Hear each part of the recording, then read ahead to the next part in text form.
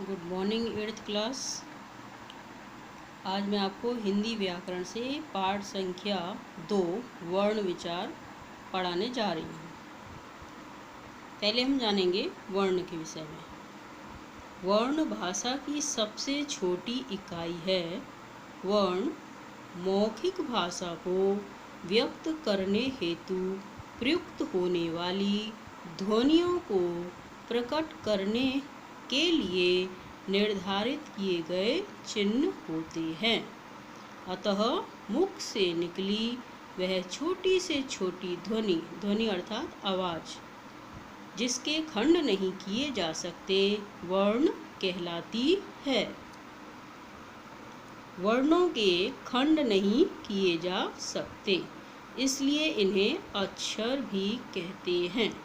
जैसे आपका होता है क, अ, च, ये क्या हैं? वर्ण हैं। अब देखिए वर्णमाला। प्रत्येक भाषा में अनेक वर्णों का प्रयोग होता है। उन सभी वर्णों के साथ मिलने से उस भाषा की वर्णमाला बनती है।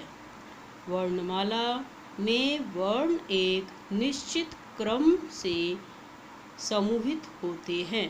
इस प्रकार वर्णों के क्रमबद्ध समूह को वर्णमाला कहते हैं। वर्णमाला जैसे आपका एक के बाद जिस तरह से वर्ण आपकी पुस्तक में लिखे गए हैं उस तरह से वह वर्णमाला बनती है। यदि हम क के बाद में र लिख दें या क के बाद म लिख दें तो वह एक शब्द बन जाएगा। वर्णमाला कब होगी? क, ख, ग, घ, ण। इस तरह से वर्णमाला बनती है। क्रमानुसार जब वर्णों को लिखा जाता है तो वह वर्णमाला कहलाती है। अब देखिए वर्ण के भेद। हिंदी की लिपि देवनागरी की वर्णमाला में उच्चारण के आधार पर वर्ण के दो भेद हैं, स्वर तथा व्यंजन।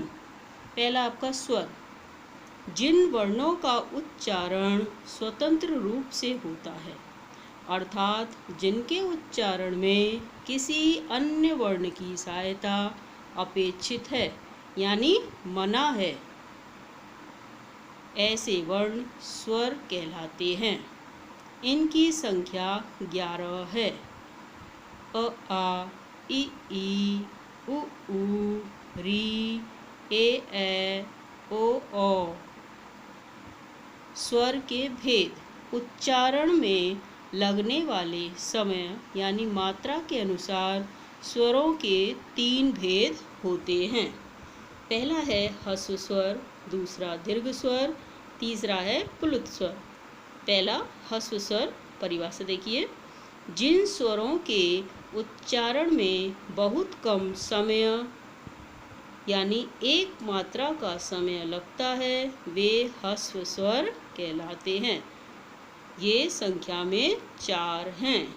अ, इ, उ, री। ये आपके कितने ह्रस्व स्वर? 4 हैं संख्या में।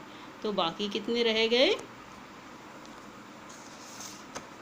जो बाकी के अन्य हैं वे दीर्घ स्वर के अंतर्गत आते हैं। 4 और 7 कुल मिला के 11 बताए थे हमने आपको। तो 4 और 7 कितने हो गए? 11। तो 7 आपके दीर्घ स्वर में आएंगे।